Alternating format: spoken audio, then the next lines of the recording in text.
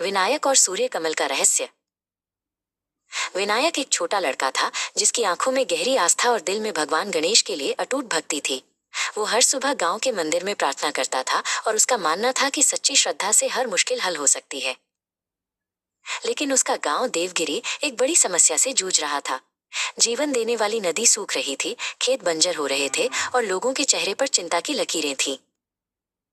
एक शाम मुखिया ने गांव वालों को इकट्ठा किया और पुरानी कहानी सुनाई। जंगल के देवता हमसे नाराज हैं, उन्होंने कहा।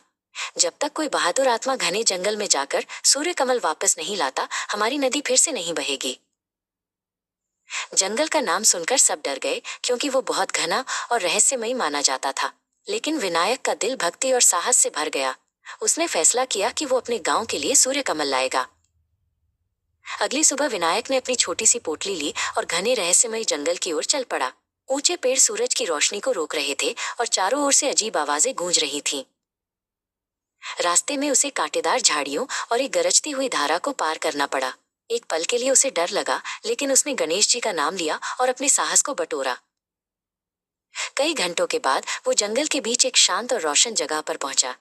वहां एक छोटे से तालाब में सोने की तरह चमकता हुआ सूर्य कमल खिल रहा था, जिसकी रोशनी से पूरा इलाका जगमगा रहा था। जैसे ही विनायक फूल की ओर बढ़ा, पेड़ों के पीछे से एक शक्तिशाली और बुद्धिमान प्राणी वनराज प्रकट हुआ। उसकी आंखें गहरी और शांत थीं। रुको बालक, वनराज ने अपनी गंभीर आवाज में कहा। वनराज ने समझाया, ये फूल समस्या का हल नहीं है। सच्ची समस्या तुम्हारे गांव वालों का लालच है। उन्होंने जंगल का सम्मान करना बंद कर दिया है। सच्ची भक्ति केवल प्रार्थना में नहीं, बल्कि प्रकृति की देखभाल में है। यही असली सच्चाई है। विनायक फूल के बिना, लेकिन एक नई और गहरी समझ के साथ गांव लौटा। उसने सबको वनराज का संदेश सुनाया। गांव वालों ने अपनी गलती मानी और जंगल की देखभाल करने का संकल्प लिया। जैसे ही उन्होंने ऐसा किया, नदी में धीरे धीरे पानी बहने लगा। विनायक ने सच्ची भक्ति